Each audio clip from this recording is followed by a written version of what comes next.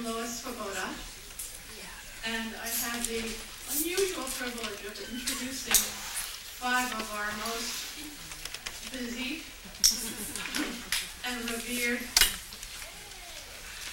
workers. And to find them in one room at one time, anywhere in the world, is a rather highly unusual event. I will start by reading their resumes. To my immediate left is Joe Szimhart, who initiated his career as a cult specialist in 1980 after ending his 2-year devotion to a large New Age sect. He began to work professionally as an intervention specialist or exit counselor after 1985. His reviews and articles have been published in Skeptical Inquirer and Cultic Studies Journal. For the past 9 years, he works as an intake caseworker in the crisis department of a psychiatric emergency hospital. He continues to lecture, conduct interventions, educate cult members, ex-cult members, consults for the media, and maintains a website for information about cults. I will introduce everybody, and then we will, I will introduce David next, and then he will give his talk, and then I will introduce the others. David Clark.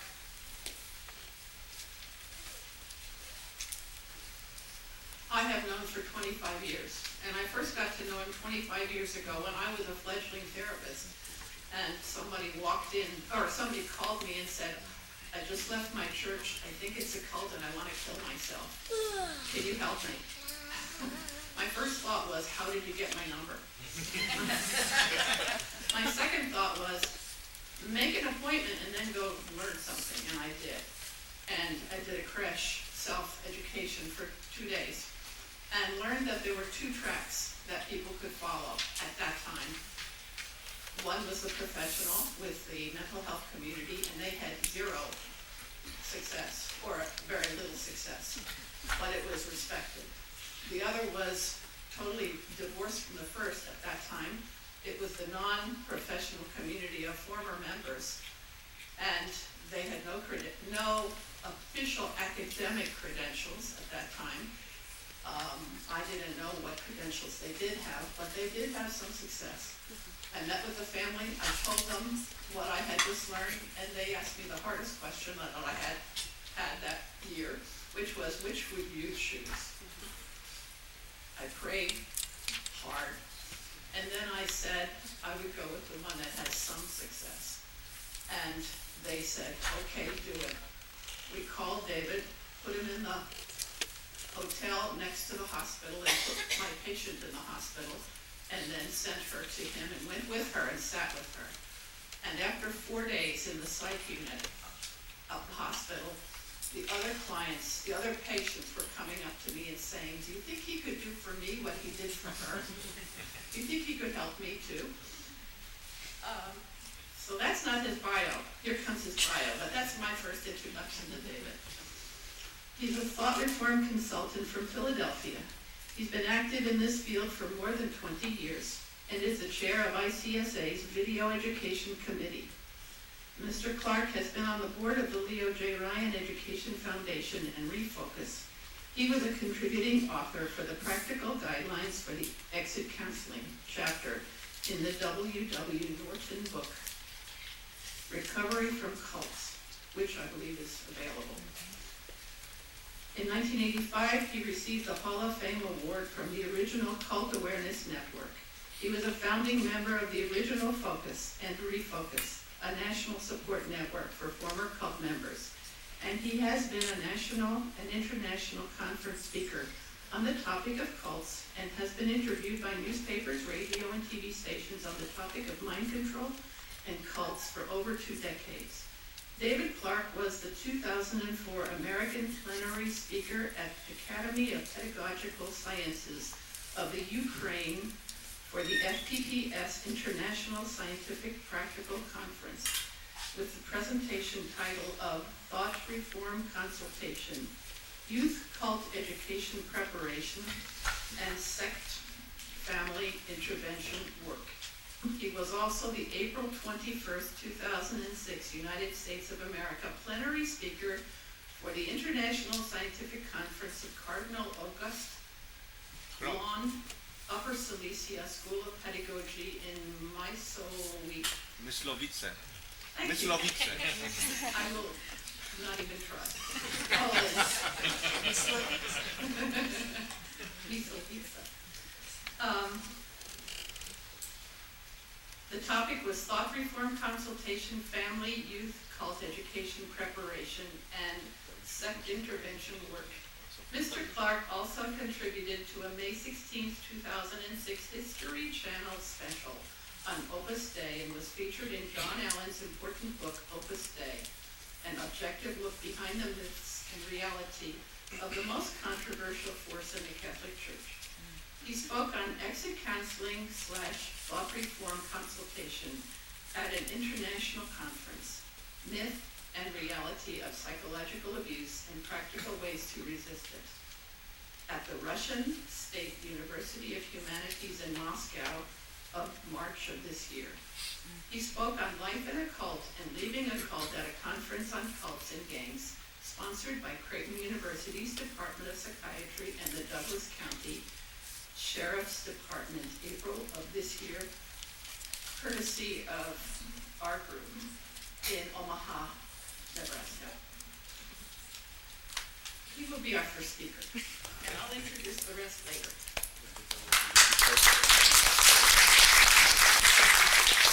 Thank you all for coming and being with us today.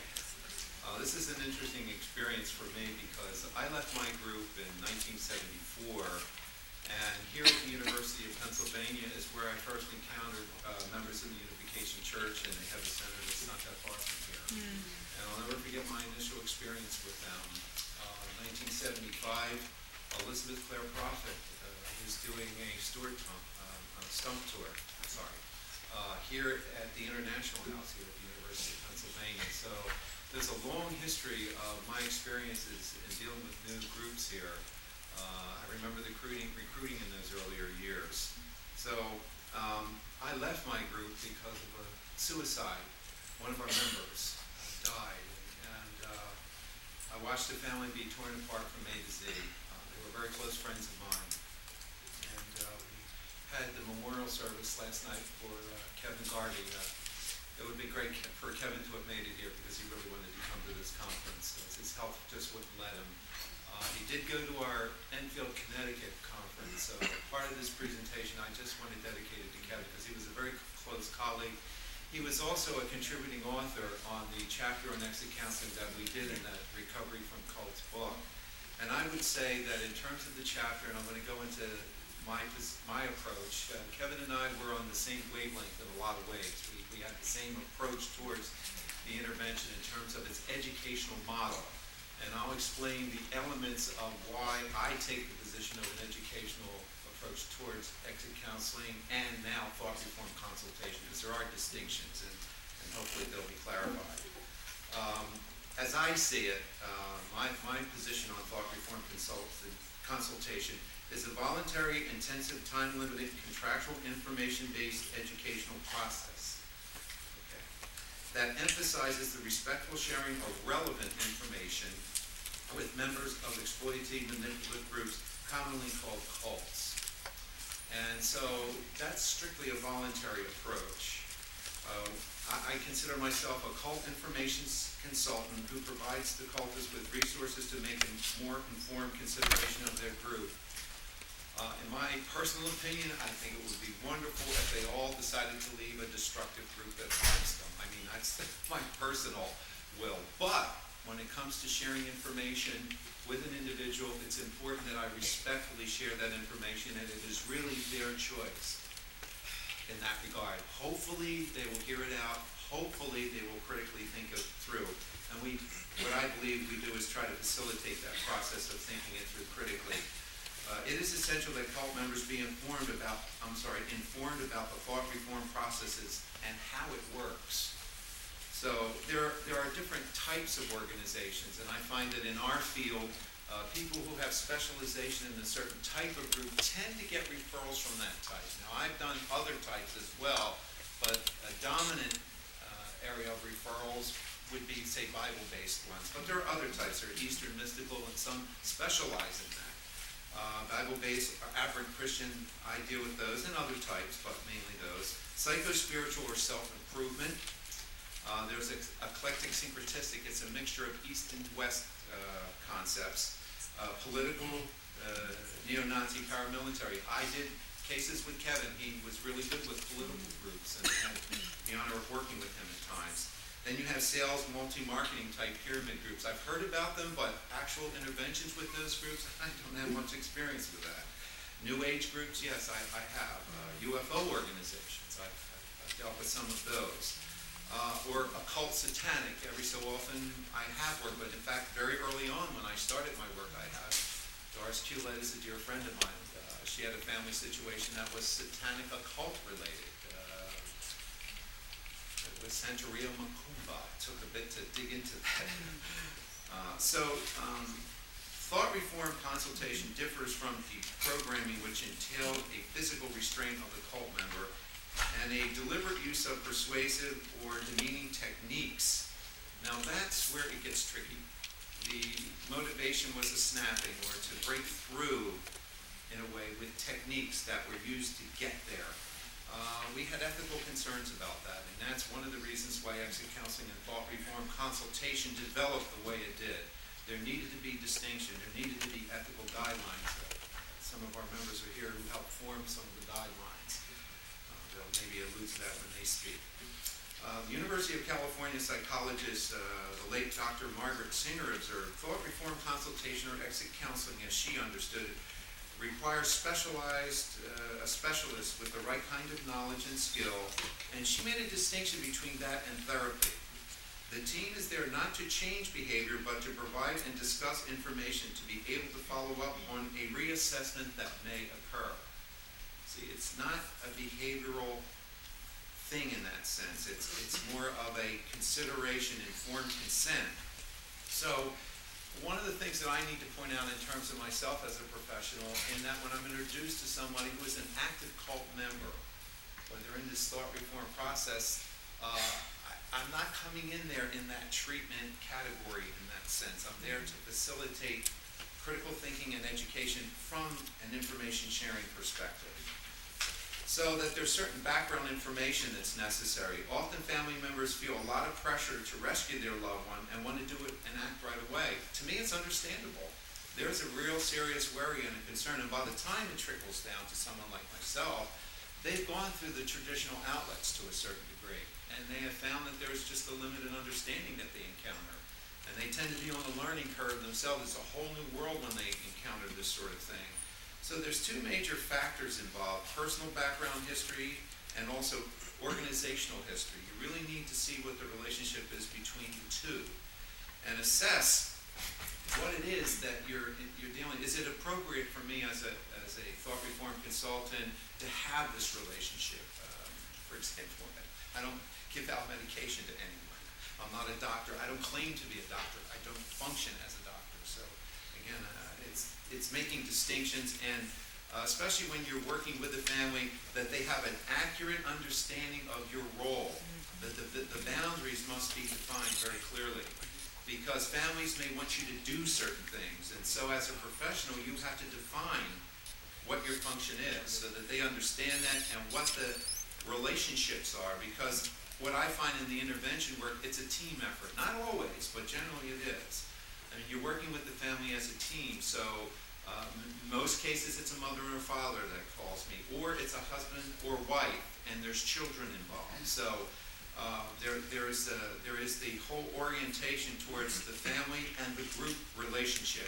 There are what we call one-on-ones that have a cult-like dynamic, but it's not a group, but the relationship has that cult-like dynamic about it. How long has the person been in the group? Okay, so we have to assess what were the processes at work when the changes came about. Are you talking about natural changes, or are you talking about induced changes of some kind, and where did those induced changes come from? So if you're dealing with a seasoned member in a group, they tend to know more about the real organization because they have direct exposure to it versus what we call the honeymoon phase. They're on the learning curve. They're not strong enough in many cases to, say, I see clearly what's going on here. No, they're trusting in this new situation. So the truckload effect with information can be very damaging at this point. And what I mean by that is families, especially with the advent of the internet, they collect all this data and they want to share it instantly. Well, you might as well have a pipeline to your local cult leader because you're just telling them everything that you're doing. And that troubles me in terms of how information is dealt with to a certain extent. And I say that because I've seen the consequences of this information. If the information is going right back to the leader, there are consequences. And families need to be aware of what that is. So I try to sensitize them to the pros and the cons, that there are consequences to what you do. You have large groups, and you also have small groups. The smaller groups can be more difficult than the larger groups. And one of the major reasons, the larger groups, you have a lot more information. They've been around a lot longer. There's a lot of data. The smaller groups are very different. It takes time to assimilate what the information is and assess what does it mean. And then, how are you going to act on it? So, the group-induced changes make a very, the cloning effect is what I would say is the most troubling aspect of it when a family is describing that in the process that's involved in working with it. So the approach towards it, it needs to be explained to the family what it is you're doing and how you're going to approach it. I find it's a dialogue process. It's also an issue of consensus and a person's comfortability with what approach are you going to take and how are you going to go about it. So we generally recommend things to read, but it's also interactive. I tend to do a lot of mine on the telephone. I don't do a whole lot with emails. One of the concerns I have about email fundamentally is security.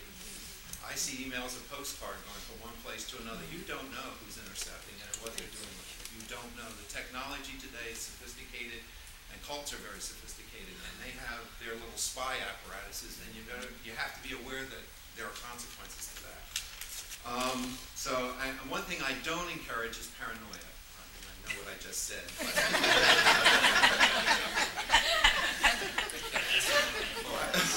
But on the other hand, I'll just say, I don't want to be brain dead about this either. I mean, you really have to strike a balance. That's the key. You have to strike a balance. So, and I want to be careful of my time. I know these others. Am I okay? How much time is each person? Are we okay with time? Give me time. I am. Okay, yeah, I want to make sure you guys have enough time. Okay, so there are certain stages to the intervention itself, and that's a big part of it. The personality change issue, I find, is a key part of it, and assessing how you're going to interact with that. So getting together with the member is the key part of it, so a lot of it is accessibility to them. And so a lot has to be planned around them because of a cult situation. The time availability is limited, so you really have to plan around availability. The other thing is sensitizing the family to what the personality issues are and how you deal with that in terms of education. So the language barrier is a key one. And also that you have two cultures. You have the culture that they grew up in with their family, but you have the culture of the group itself and what the nature of that culture is. And I liken it to being in another land, another culture, another language. And we, in the intervention part of it, we're like the language translator. We're helping to communicate that there is a language difference, there is a culture difference, and you need to be sensitive to how that culture and that language works. So there's, initially there can be a hostility factor that you really need to negotiate your way through. A lot of times when someone meets you, you have to deal with their perceptions of who they think you are. I mean, I've had it where they come right at me, you're a deprogrammer. So I have to say, well, what's your concept of a deprogrammer? You kind of explain it to me, and then I have to make distinctions, so that they can understand what it is that we're doing. A lot of times I find if they're willing to listen, speaking the language that they understand is crucial to communicating with them. Not that I'm pretending to be something that I'm not. It's just that they know that I understand. I'm letting them know by what I say that I understand versus this guy doesn't have a clue. So your background does come into play here. And each one of us that do what we do, our background really is a major factor in communicating with somebody who's in one of these groups. So that the hostility factor is an important one. And one of the things that I use as a metaphor, if any of you are familiar with Moonchild, It's a really good film. I don't know if Chris Carlson is still here, but he was here the last couple of days. And it was neat to see Chris again. But that film points out the process really good in terms of how Chris was changed. And if anybody watched it, you get the sense of how that process worked. I remember I was at Creighton University, the people there related to that process. These were mental health professionals, all kinds of professionals, sheriffs, they got it. That's the thing I liked about that film. You get it if you watch it. That's the point that I'm making. Now, the reason for this with the family is if they have the sense of that, and the group member that you're speaking to senses that you communicate in a dialogue way, they tend to listen to you more seriously. That doesn't mean they're going to agree and you're not asking for agreement. What you're looking at is an accurate understanding. You're looking for an accurate communication and moving towards a critical thinking relationship. So sharing of information is a key part of it, but how do you get that information across in a way that they're interested and they'll read it? What you don't get is participation at first. It's more of a passive thing. Or there's throwing questions at you, and how you answer the questions are going to matter in terms of the who you are, where you're from, what are you about, all that kind of thing. Then with the family, they need to see that you're relevant to their situation. So family history helps you be relevant to why you're there. That's what I find. So I gain credibility with that, and I'm meeting a specific need or a set of needs, and I'm relevant to the deliberation itself. Okay, so eventually, yeah, okay. I'll wrap it up then. Generally, what this leads to is the sharing of information about the group's history, critical thinking about their methodologies, the techniques that they use. It goes towards sharing information with them, maybe in a video form, going through the 8 psychological themes of Robert J. Lifson thought reform and the psychology of totalism. When they understand that thoroughly, generally you get a critical thinking response versus many of them, that, for example, that go back to their group, they suspend judgment. They won't do it while they're with you. If they're doing it with integrity, they'll follow up. If it's just an endurance process, they just go back and they pick up where they left off.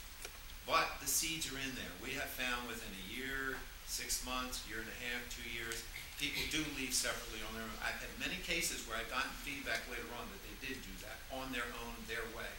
So I'll just leave it at that because I know others need to share. Thank you.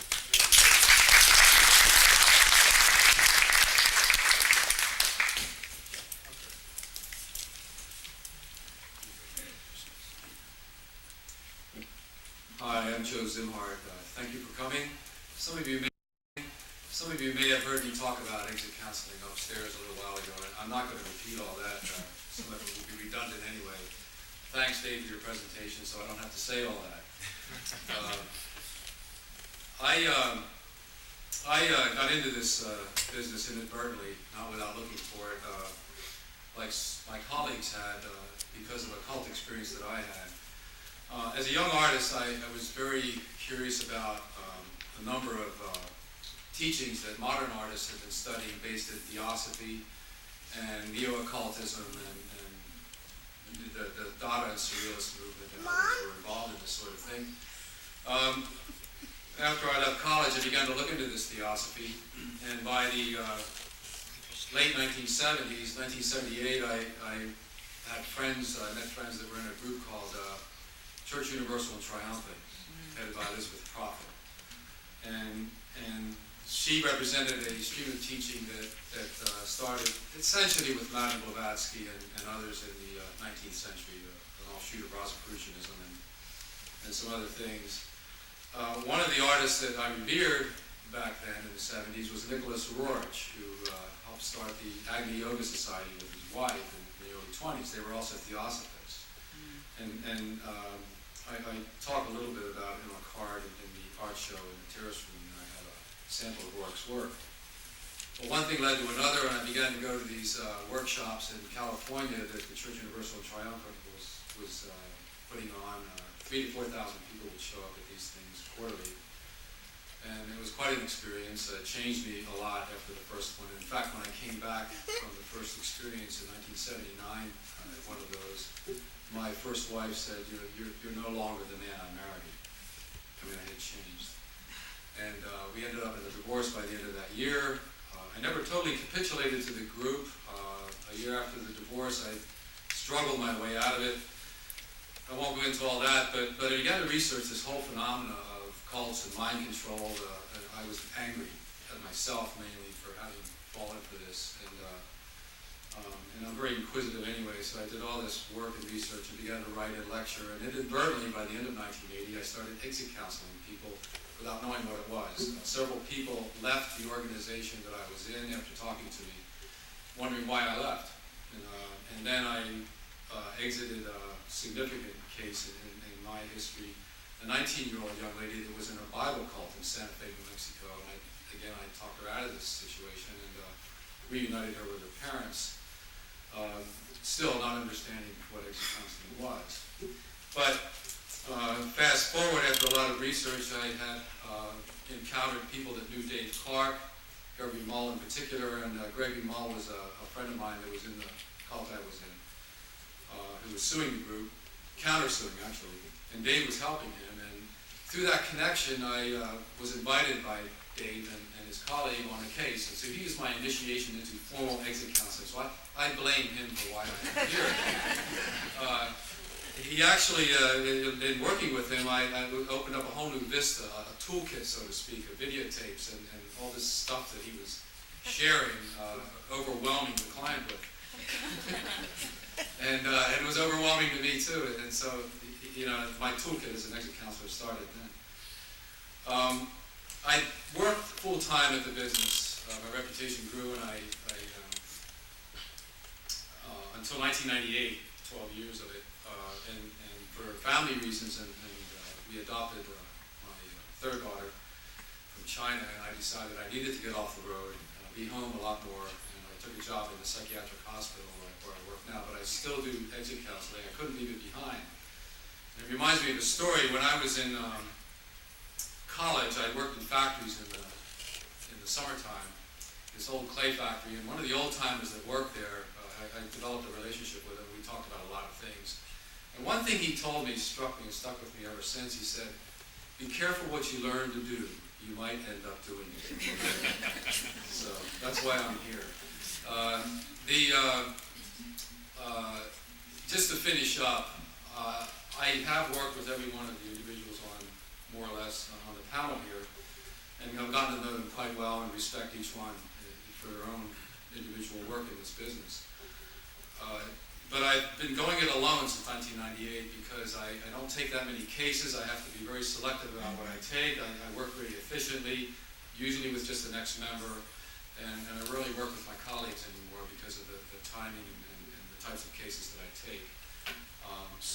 But I do a lot of consultation by phone and by email, and of course the media calls me regularly and all of that. So I stay in the field, and I continue to write. I'm working on some manuscripts, so this world is very much a part of me and in me. Anyway, I'll leave it at that. I'm sure there'll be questions, and I'll try to answer them when it comes time for question and answer. Thank you.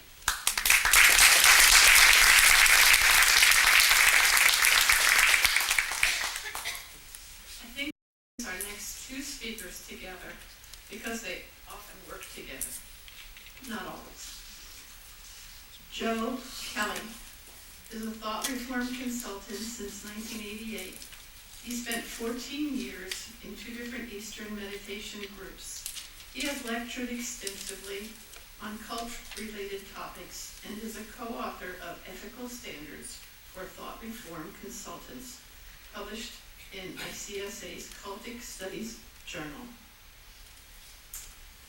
And at the far left of me and your far right is Patrick Ryan, a former member of Transcendental Meditation, has been a thought reform consultant since 1984. He designs and implements ICSA's internal website. Mr. Ryan is the founder and former head of TMX, the organization of ex-members of TM.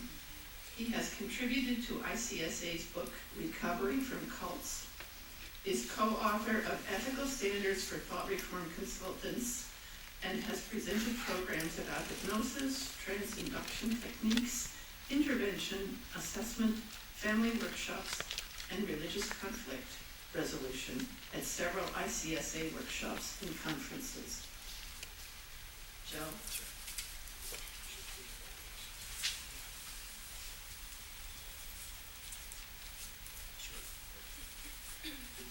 Welcome, everyone.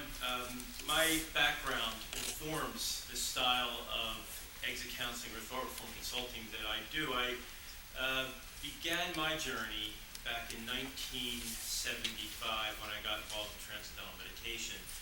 Then it was a world movement to bring about world peace. I was one of the idealistic young people who wanted to make the world a better place. Do people still do that?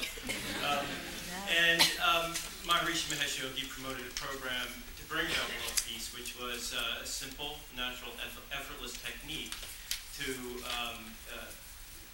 bring the individual peace, hence bring the world peace. From there, I began to practice and get deeply involved in the philosophy and ideas of the Maharishi. My family was largely unaware of what was going on at this point. They just thought, oh, that was Joe. He's going off and doing his own thing. That's what we'd expect of Joe. And to a large extent, I fulfilled their theories. I went off into TN, 9.5 years, and then from there got involved in another more tightly controlled group for another 5 years. My story doesn't end there, it just begins. My life with exit counseling started at the point when a group of us decided to litigate against the TN movement, and to a large extent, the style and the information that was gathered in that legal environment informs the style and approach that I use to help others review their life situations. What was required of us, and the attorney was brilliant in his recommendation, knowing that I was involved in a second group after having initially been involved in TM, he said, you know, Joe, it might be helpful for you to learn how to articulate the nature of what you're involved in by going to something called the Cult Awareness Network Conference. There you'll sit with others who've been through similar experiences and maybe be able to explain why it is that, a normal, everyday, well, not that normal, but somebody who appears to be normal to a majority of his peers took this turn and suddenly believed that he was levitating for world peace. How does one get committed to levitation when all you're doing is simply hopping on a phone pad and decide that somehow was transforming the world consciousness? So I walked into, it was in 1986 that the first Cult Awareness Network conference that I could attend was scheduled. It was in Kansas City. All the men here were attending that conference. We sat with a group of ex-members who I had prejudice against the stories that were being told before actually meeting the individuals attending the conference. But what blew my mind, literally opened my world and created a wedge between me and the organization I found myself involved in, was this new body of information that I could bounce against the theories that the group had presented as spiritual. There was something called thought reform. This guy named Robert Lifton, a woman named Margaret Singer, Jolly West, a psychiatrist from UCLA, and they were all expounding theories about the nature of how we are made to do things that might be against our best interest. And so, as a result of that encounter, I spent another 2 years still involved in the group, but now I had this thorn in my brain, literally, that I was no longer protected from alternate theories and ideas about the nature of so-called spiritual experience. Something called dissociation was presented to me, which could explain why I felt so high when I meditated. And I began to see the leader as a somewhat human figure. So the process was quite natural, and I played it against the group every day when I went and experienced group life. And in that way, I began to understand that there was another viewpoint, another way of looking at the world. My parents weren't involved in my decision to exit, but I began to become self-confident in a decision to walk another path. And as a result of that, when I work with families, I encourage that same style of learning. Not that everything I learned from these gentlemen hasn't helped inform my process. My first goal is to minimize harm. Minimizing harm means not taking a look at the situation and trying to evaluate how to stem the negative opinion that the group will have of the family or loved one who's looking toward them as an enemy of the system often. And strengthen the family relationship where the relationship has been severed or weakened. Where possible, we encourage the family to learn as much as they can about the nature of the group, which is sometimes creates a need for a cultural shift between what the family believes in themselves and what they see their loved one involved in. So by opening up the mind of the individuals involved, we hope to invite our loved one into that same environment to encourage a new way of looking at where they find themselves. Thank you.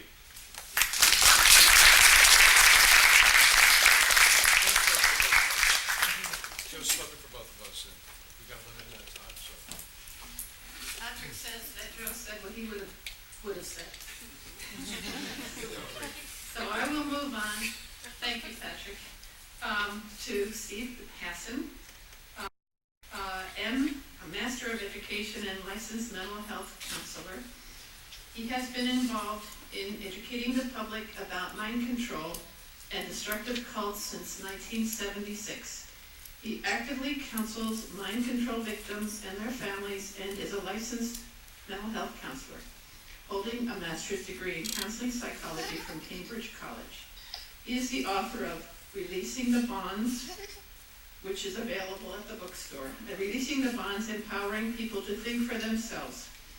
And he authored the critically acclaimed book, and also one of my favorites to give people to begin with as a starter, Combating Cult Mind Control, the #1 best-selling guide in protection, rescue, and recovery from destructive cults. He is director of the Freedom of Mind Resource Center, which has a website, center@freedomofmind.com. Steve, thank you for being here. Thank you.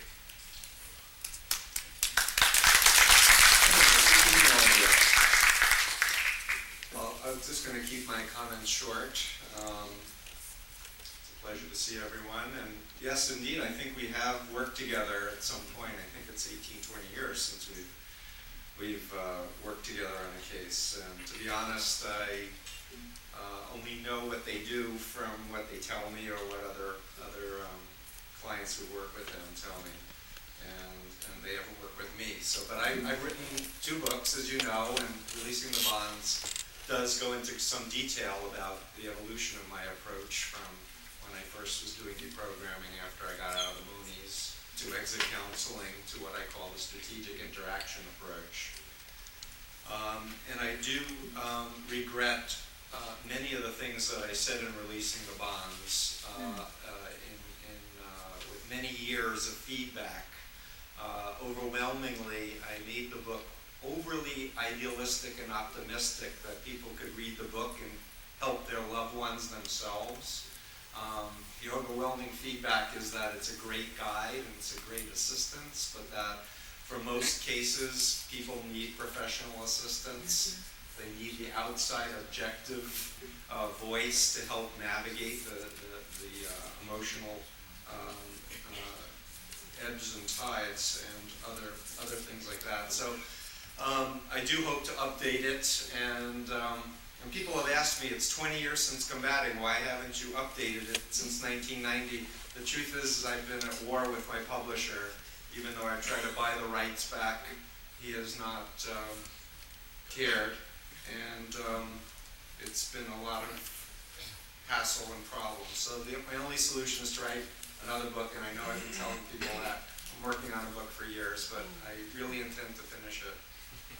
In the coming 12 months, you can ask me if you see me next year, where is it? But I really do hope to have it. And I guess I just want to say that I think there's a vital and valuable role for paraprofessionals, thought reform consultants, especially former members who can take the time and share their personal experiences, and as was described, share videotapes, share Robert Lifton, and provide educational content. But where I am in my life, having gone back to college, back to graduate school now, and being a mental health professional for over 20 years, is there's a whole world of knowledge that's available to people with master's degrees that I didn't have at my disposal as a paraprofessional. In particular, in 1980, I was interested in learning about hypnosis. And the professional societies, like the American Society of Clinical Hypnosis, said, you need a master's degree, otherwise we're not going to teach you. And that was part of what propelled me to go get the credentials so that I could learn from some of the top people in the world what hypnosis is all about. And for me, I do not use hypnosis in my sessions, and if someone is asking for help, and I believe that that is going to be the most efficacious way to help them, they have to sign a separate release, and we always videotape or audio tape all the sessions to ensure and memorialize exactly what was being said and not. And by the way, on the form that they signed as a disclaimer, warning them that the courts of our land have a very weird and warped view of hypnosis in terms of testimony in a court of law. That on the one hand they say hypnosis is powerful and it can alter your memories, so if you've undergone hypnosis you can't testify, but on the other hand there's no law that's saying using hypnosis on someone without their knowledge or consent to implant beliefs is illegal or unethical or is prosecutable, which I would like to see change in the coming years. So I very much do believe my job as a therapist is to help people change. And my job is to influence them. And I'm very direct about that. I'm hired and people want help. What I very clearly state is that I don't view my job as getting the person out of the group. For me, the goal is empowering the person to think for themselves and make their own decisions. And so when people first fill out my case evaluation form on my website, freedommind.com, and we have an initial phone consultation, I want to make sure that I'm going to proceed with a family, we're on the same page. Because there are some families that they want their child back, and they want them back in law school, they want them back in their religion that they're practicing, or they don't like the girlfriend or the boyfriend, and they just want, to break that off. And I need to always, if I proceed, it's based on step by step. Let me get to know you, let me figure out what's going on in the person's family background. I have yet to meet the perfect family. And I can honestly say that everyone can learn and grow and learn how to communicate better. And I try to help everybody improve the quality of their life. And I spend a lot of time, and I know Pat and Joe spend a lot of time preparing a family before an intervention, which I think is absolutely crucial, because the family and friends are the immediate support network for someone when they come out. And if they don't know the basics, and if they are not equipped to know how to best talk with the person and assist them in their recovery, it's highly detrimental. So my approach is very family-centered, very systems-oriented, very process-oriented, as opposed to content-oriented. Because one of the things that's happened since 1995 is the internet has existed, and all of a sudden people are putting up content about groups. The problem is that people in mind control groups have phobias from going online and reading some of the literature, or they may go online and look at it, but they're unable to think critically about what the information is and evaluate the veracity of the information. So for me, it's much more about process. It's much more about customizing every case to be minimally invasive and maximally empowering. And I often will do family counseling, and that's the entree to me counseling the person regarding their undue influence situation. And in many cases, because they've seen their mother and father changing and shifting, then they are grateful to me, and they're willing to hear my story, and they're willing to let me share some of the psychoeducational work that we all share. So very briefly, I just wanted to mention a few other things. I do use email a lot, but being a mental health professional and being under HIPAA, which is the information protection code, I use a company called safemail.net, which is actually based in Israel, that has an encrypted system where you can take out a free account, SafeMail account, don't use your own name, make up a name, and the Freedom of Mind server is on the same encrypted server, and you open up a browser, and the email doesn't even go on your computer or reside on your computer. And I'm told that banks use it, lawyers use it, as well as other mental health professionals use it. Of course, I can't make all my clients use it if they choose not to, but I certainly encourage them to use that. And just to say, I think I'm going to wrap up and just say, I've just learned about a law that was passed a few years ago in California that was written into the law by a former Los Angeles Police Department bunco detective who said he was trained by Margaret Singer. It's basically conservatorship laws, probate conservatorship laws. Remember those back in the 70s? Yes. I did some involuntary cases. They were conservatorship cases, Right. which would basically give a legal remedy to families who have loved ones in the cult but have no access to them.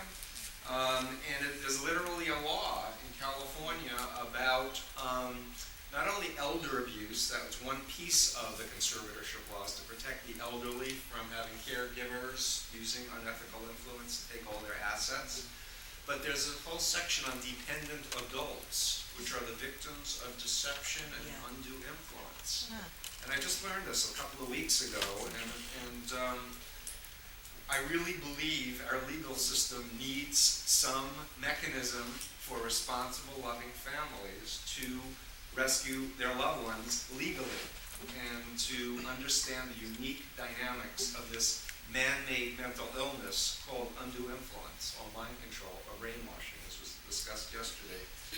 And I'm very heartened to, hear Benjamin Zablocki and Yanya's presentation yesterday, especially the presentation was talking about neuroscientists and who are doing functional MRIs, and I wasn't unaware of PET scans being used, but to document the changes in the brain that are, and I wrote about this in Combating, for those of you who remember. I said, I predict there's going to be a scientific way to prove that mind control exists. I actually believe we're coming closer to those days. They've actually done functional MRIs with people in hypnotic states, and they can actually say there's a change in the firing in the person's brain. And I do believe, and the critical thing that I felt was missing from the brainwashing model that was presented yesterday is the whole piece about hypnosis, because I truly believe a mechanism that's being used in almost all of these situations is inducing people into altered states of consciousness that bypasses the critical thinking and implants beliefs without their volition, without their conscious choice. And it's that understanding, that piece that needs to be plugged in to the big picture. And with that, I'm going to close, and I know we want to do questions and answers, so thank you.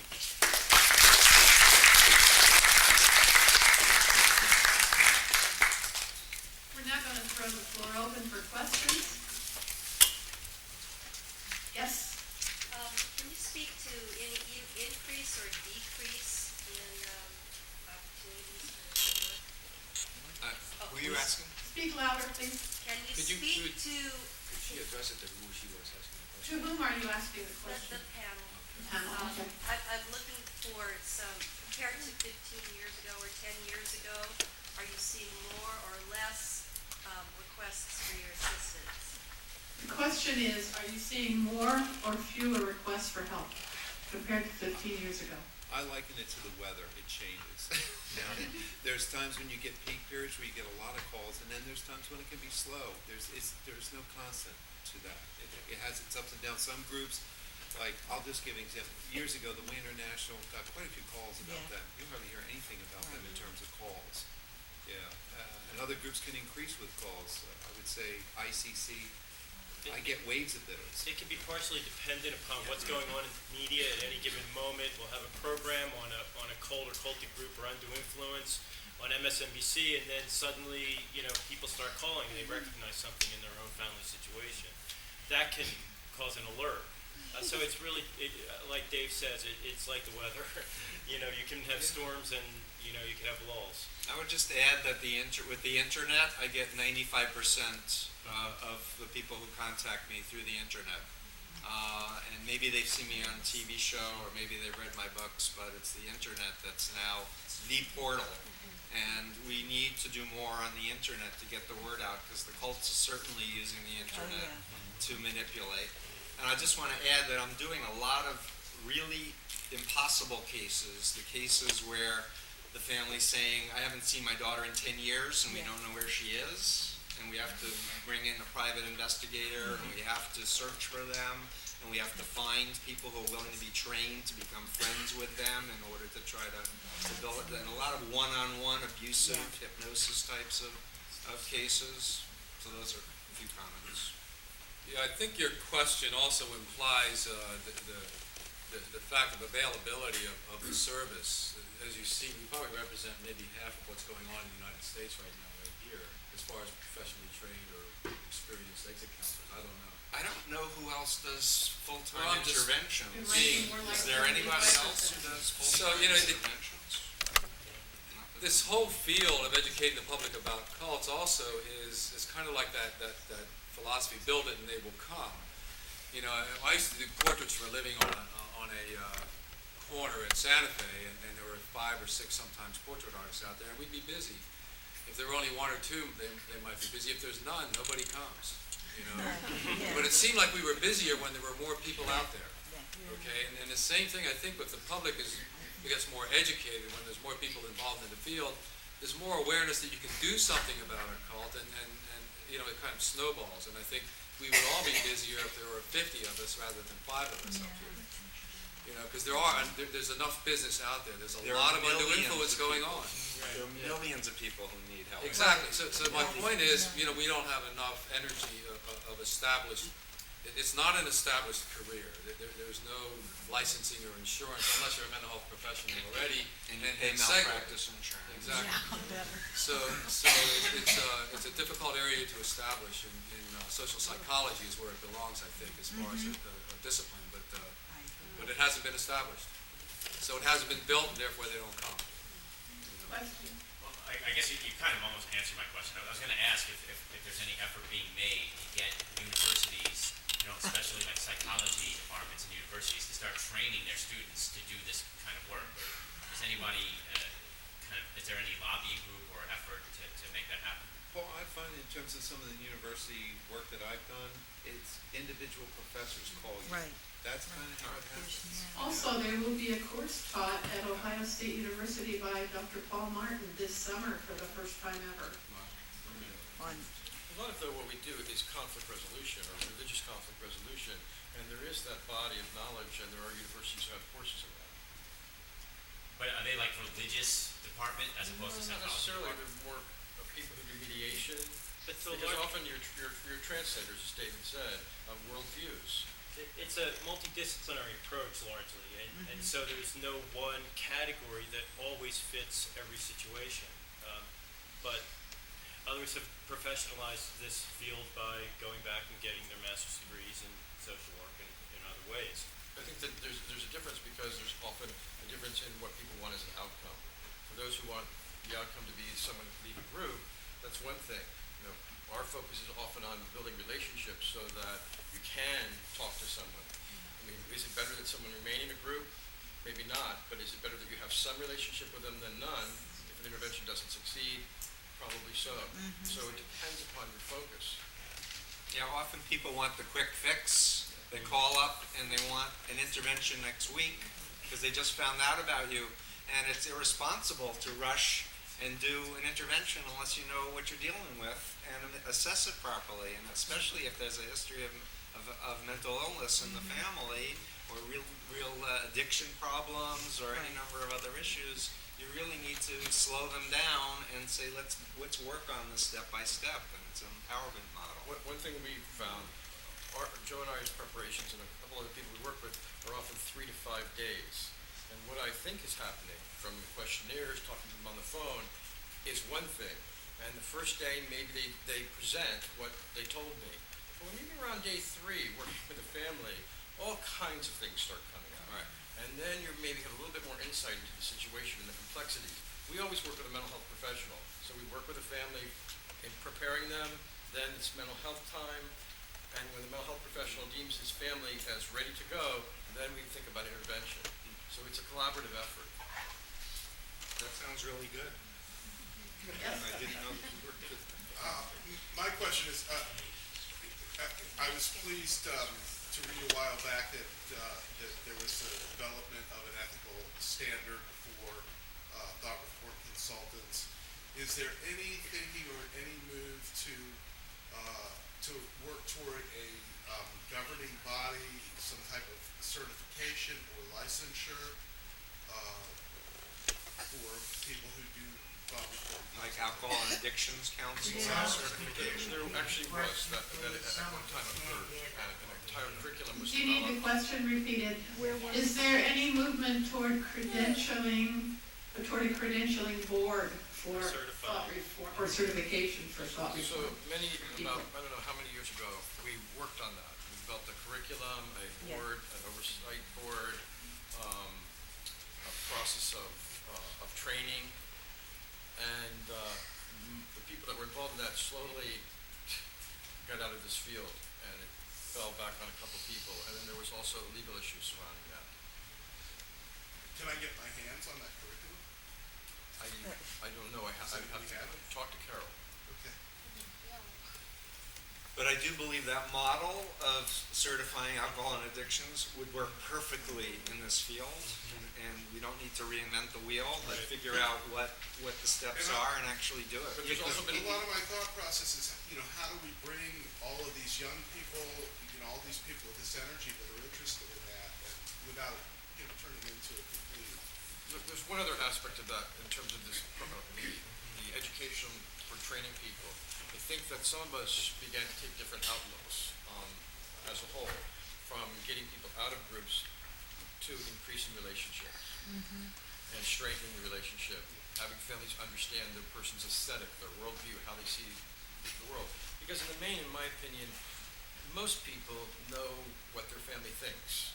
The parents don't have to articulate it. I always thought that when my mother called, when I pick up the phone, just from her first sight of breath, I knew, problems, no problems. So kids know what the parents think. Right. So often you don't have to tell them all the things that are wrong with something. It's more, how can you facilitate them to stay connected to you and hear what is really your issue, with getting rid of all the baggage. So a lot of the work we do is sort of sorting through those kind of baggage. I'm concerned my kids believe in reincarnation because we're Christian. I'm concerned that they don't believe in reincarnation because we're Hindus.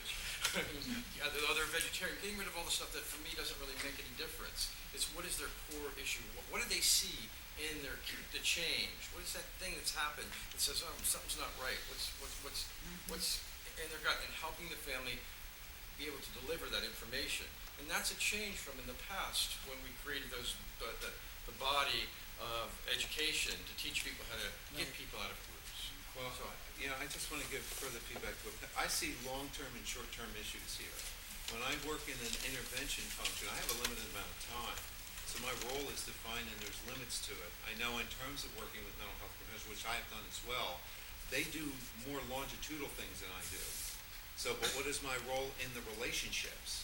So you really have to define those in a certain way. Another thing that struck me with Margaret Singer and her contribution to observing our field is she saw us as having a specialized kind of skill. And it's a matter of defining that. I think in terms of academic credentials, it'd be wonderful. It's working out the specifics of that. It's been a work of labor, basically. We haven't had it all worked out yet, but we'd love to. And I would like to just say that I really believe in a group strategic interaction team approach of getting a system together of people who might include a mental health professional, a clergy person, the next door neighbor who was very close growing up, because each person can bring to that particular case unique positive things. And I urge any of you who are thinking about what to do to help a loved one, think, who would my loved one relate to?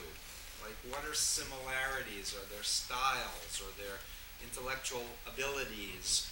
And there might be intermediary people that you want to get in there first to bridge them to other people.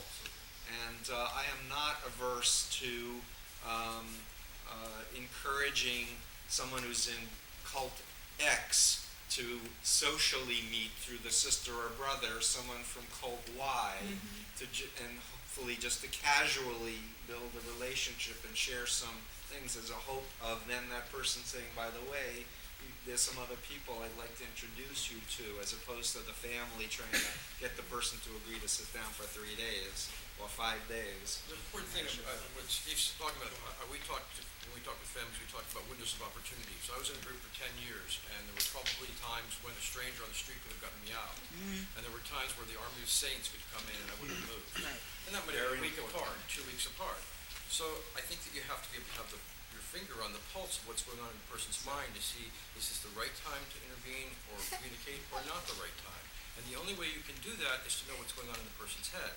So Steve described a method, one of many, to find out what's going on in that person's head. Is this the time when they're considering issues with a group, or is this a time that they're really locked down? And you have to understand the life cycle within a group, and you have to understand the cultural cycle within a group. On the one side, there may be a holiday, like if you come from a Catholic family, Christmas is coming.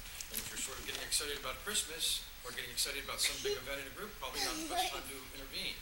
You know, the person's going to be charged. There may be times when there's lulls. So there's the group cycle, but then there's also what's going on in the individual's head and where they are in this process.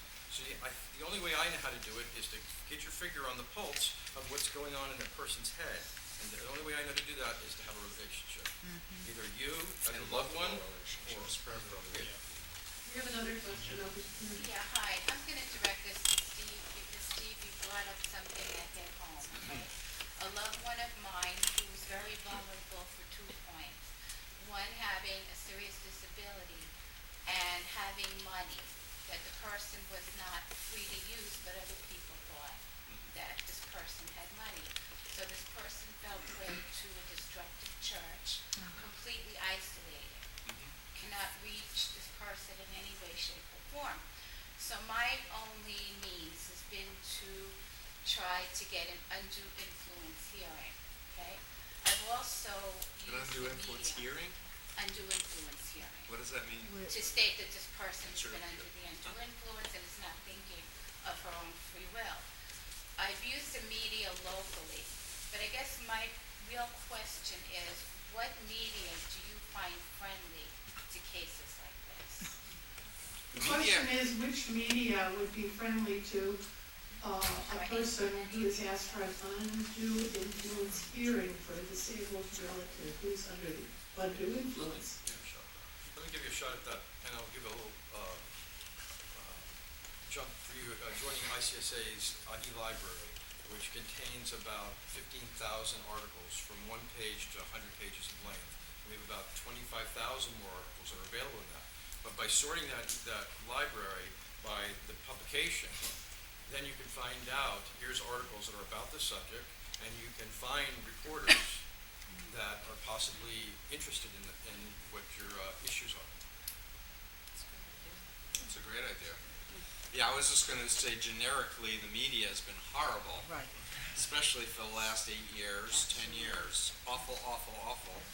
And what I've been saying to all my friends and colleagues is use the internet. You know, if you want to do an interview on a subject, do the interview and put it on the internet, and then let the news and the TV shows know that it's there if they want to, you know, take a segment and use it or something. Because you spend hours doing an interview, they use maybe 15 seconds, many times it doesn't even run. And I find the media highly frustrating. If it doesn't have sex appeal, they're not interested. And they don't want to know about the psychology of influence. They want to talk about bizarre beliefs of the group or some weird sexual thing. And they're not, you know, they're really interested in sensationalism and not what we really want to do. So So I don't know that that's the best way to do it, you know, to advance your particular, you know, case. I don't know.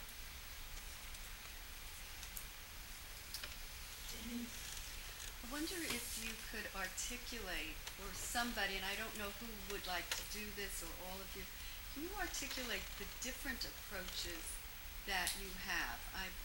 I know you all individually, you know, but I'm not really clear on the differences, and I wonder if someone could do The that. question is, please articulate the different approaches that you have, each of you. Or how would you distinguish one from the other? I do not take a therapeutic approach, and Or I have, psychoeducation? it's an information because of the orientation of my introduction. When somebody is active in a group and all of that, it's do they know what's ahead? And the behavioral aspect of it, to me, is a sophisticated issue, especially if you're dealing with undue influences and they don't understand them. To me, the primary function is education in terms of them understanding it. But my colleagues bring out communication issues that are very serious here. And it's a matter of how you're going to address those communication issues. I have boundaries within my own approach that I don't cross. In other words, I don't use hypnosis. I do not use NLP. I do not use behavior-oriented influences to maneuver the person. That I do not do. So that's one of my distinctions. Thank you. That's clear. I don't really fully know what each of us does, because it's been so long since we've worked together. So for me to evaluate how I'm different, I'd have to know what they do, so I can say, this is how we're different. Well, I wrote a book, Yeah. but I don't know if you read it. Let me try to address that. There is actually a lot of redundancy in what we do. You know, there's a basis of knowledge that we've all read and we've all used from Lifton and Singer and West, and we've all absorbed that in our own way. And I think because, just like every therapist has the unique chemistry with clients, we each have our unique chemistry with our clients and the families we work with. We have some strengths and skills that we apply.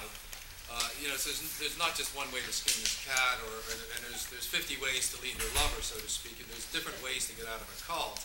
And each of us might represent a slightly different angle on how to do that. It can be equally effective or ineffective, depending on the case. So, I think you can't distinguish, 5 different separate things going on here. Like I said, there is redundancy, but we're each individuals. We each try to work with our strengths. I mean, I know personally, I'm much more comfortable working efficiently, just with myself and an ex-member and as least family members as possible. What I see as therapeutic is secondary to what I do. I don't approach it as therapeutic model. I don't argue that that's wrong, but for me personally, it's less efficient. I get to where I need to go, by telling stories, by working around the topic, because that's just the way I am. And with some people, it's very effective. With others, I'm a dud. And I don't know if someone else could handle the case much better, so it's a risk you take.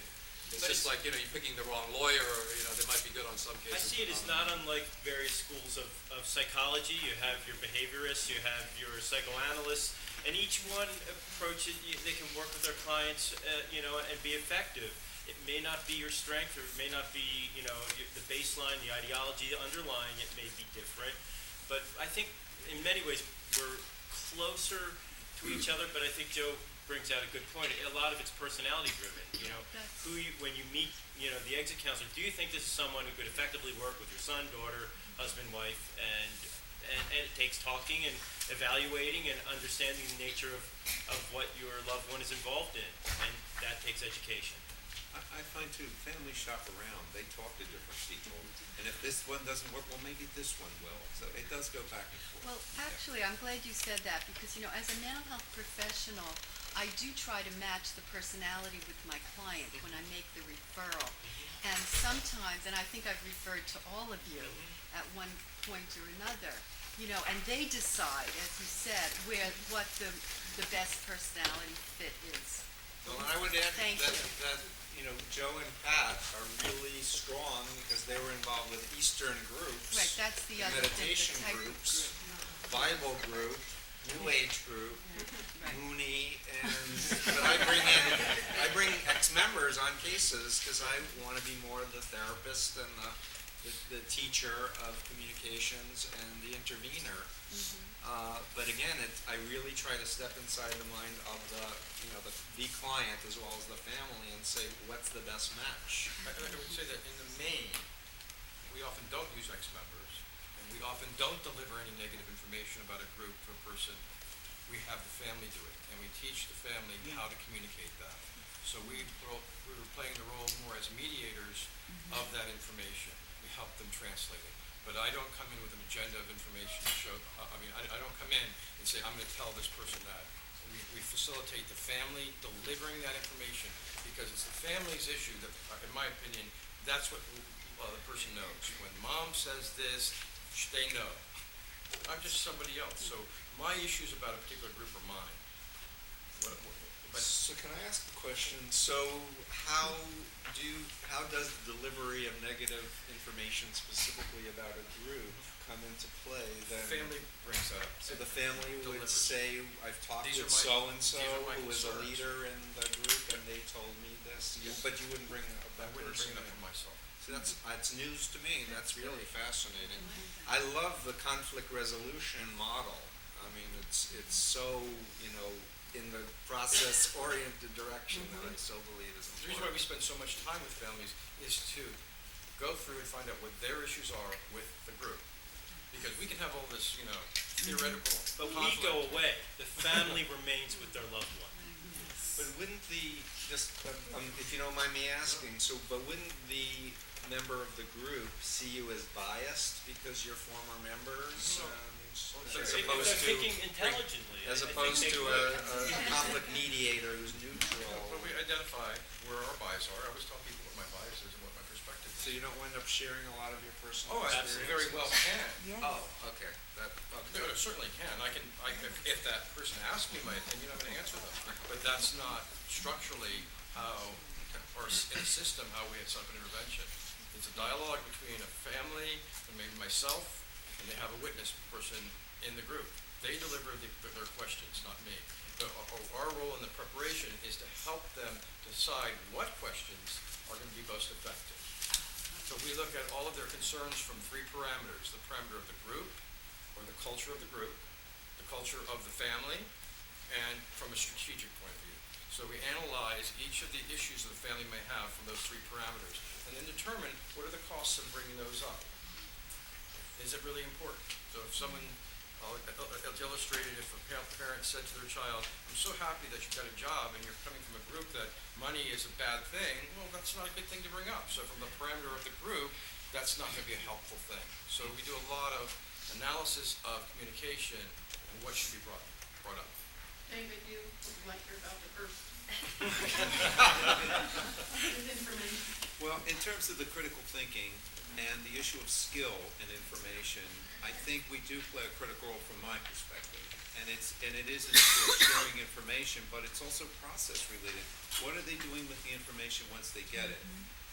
One of the concerns that I have, because I am there temporarily, I'd rather have the person be angry at me in a certain way versus the family because they have a relationship of a lifetime. So when the anger comes out initially, it's vented somewhere.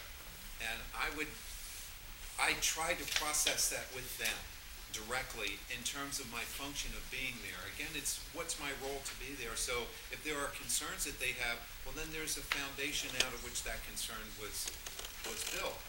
And so when you're dealing with groups that I've experienced, they tend to rewrite history. Well, there's more to a history than what that group has told them. And so you're bringing in information that, like, oh, that's what it is. I know with my own group, there was a bunch of plagiarism that went on. I didn't know plagiarism when I was in the group. Now I look at it, it freed me from serious deception to find out the true history. So do you bring in ex-members? I bring in ex-members, but I also bring information. Yeah, critical So you part show of what I do. videos? Oh, I do. And not only that, I do have critical information. I think it's an issue of critical thinking. It's not as though I'm coming in with an axe to grind. That's not what I'm doing. But what I'm saying is, it's important to be aware of this information, and information has consequences. And it's the issue of critical thinking about that information. I just want to comment on what Pat was describing, how you have the family give the bad information and you're just being neutral. I suppose that could work in some cases. In my case, personally, that would have never worked. If my parents told me about OT3 and body paintings, I would have just said, you don't know what the hell you're talking about. But I would tell you that there's a way that your parents could bring that up, that I think, having done it many times, that you might have heard it. I I'm suppose not that's going to tell you possible. what that is on this group. You have experience with this, and I suppose it's possible. All I know is when I had an exit counselor who was an OT7 tell me about OT3, that impacted me a lot more Certainly. than anything my parents have been trying to tell me stuff for weeks before that. I wasn't listening to anything. So, I suppose that approach could work, but I think. I'm sorry. No, for me, I guess my impression of exit counseling is based on my experience. And my experience was my parents were just kind of sitting in the corner like crying, and the exit counselor were saying, "Look, we know about Scientology. Here's what it is," and they were able to get through to me because they spoke the language in a way that my parents would have never learned how to do it. I think of that as a Superman approach. You sit down, little lady and gentlemen, I'll take care of this. And Right. it's a big deed. The programmer comes in and he's going to take care of it. That's kind of how it was. That's the way it and is. I guess because it worked. It works, like, yeah. all right, it worked, but it didn't always. I guess it There's a doesn't always work. distinguishing, But it has worked. Right. It does have a history of working. Every case is unique. Exactly. Every case needs to be evaluated. I totally love what I'm hearing about spending a lot of time preparing the family, really understanding the family culture, and not rushing to do an intervention. And in many cases, looking at it as a step-by-step empowerment approach, and finding the right resources to affect the person in the most healthy, positive way. Aren't you happy to be witnessing our experts enlarging each other's toolkit? Could I add something to what Steve just said, though? Despite all the preparation, I've done 3-day and 3-time preparations before a case actually begins, and sometimes I only have an hour, because something else is going on and we have to really get going. And I've been surprised on some cases where I didn't expect the cult member to be there when I got there. And for some reason, they were there, and I hadn't prepared the family yet. So you kind of have to work on the fly sometimes on these cases, and there's always surprises. But one thing that I've noticed in all these hundreds of situations I've been in is once I meet that client, I try to, or right before, I try to erase all the preparation out of my mind. I want to try to meet them as openly as possible to kind of engage them as a person. That first look, that first thing I say, and all of that, and to relax the situation as much as possible, because usually there's tension. And sometimes in the first 5-10 minutes, I can almost sense I'm going to hit a home run. And then I can go for it in a different way than I had initially thought that I was going to start, because there's something I learned about this person immediately with the family. They didn't even tell me, and that they didn't tell the family. So they're sort of on their way out about some things. And so I can really go for it, and they're out in 4 or 5 hours, and that happens. So it comes with a sensitivity to the field after doing dozens and dozens of these cases. And you begin to make a final assessment once it begins, and then you can change tactics if you have to. You don't have to sit through a pattern. With any counselor, you develop a kind of intuitive approach along with your information base. And sometimes I realize all I'm going to get to is first base with this person after 5 days. If I get there, fine, and then I have to re-educate the family about what to do later. So, there's that going on also. Are there any women counselors? Are there any women counselors? There have been at the moment. Yeah, Carol Jean Bravo used to be one of us. Right. She did. She She was. still is, Yeah. but really pretty much retired. Yeah. She'll do an occasional case. And there have been females in the Mary past. But negative Alice. work. Yeah, I think there have been almost as many. Social worker, and psychologist. Right. Kathleen Mann is an ex-member and a psychologist. Yeah, right. Thank you.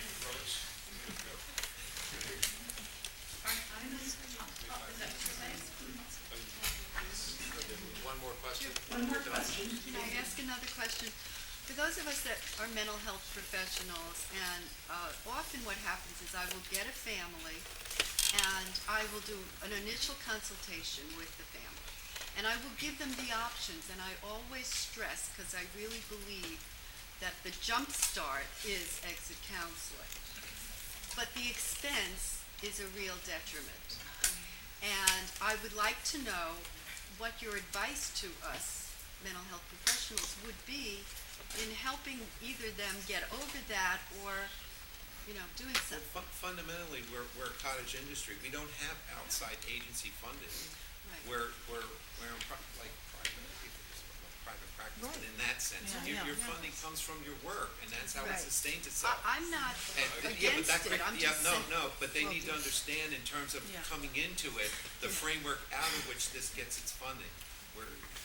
In the Right, main, but what can I tell the Yeah. client? What can I tell the family? I Did- mean, I stress to Yeah. them this is an investment in their life and in their Yeah. loved one. I say you're saving your child's life or whatever.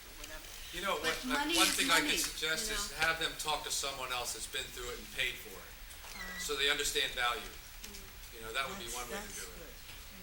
Okay? but in the main, these are quality of life issues. Yeah. And We they're were not, talking- they are life and death issues for They many. are. But in the main, most of the cases that have come across my radar are quality of life issues. There are those life and death and health issues. But people want their child to have a better quality of life. They don't want them to spend that 2 years. We, every year, take cases, we have to evaluate them that we don't charge or a minimal amount of fees. We have a fee modifications questionnaire, where we Right, I ask know people that, basic yeah. questions, because when we have to determine who is that going to be. I would also compare it to what would you expect to pay for a year of college or for a hospitalization. Those are the expenses that people don't always Yeah. plan for or expect, especially the latter, but they find a way to do it if it has to be done. Yeah, and I basically decided the amount of stress that is involved with taking an active case to try to rescue someone, I don't want to do it for free.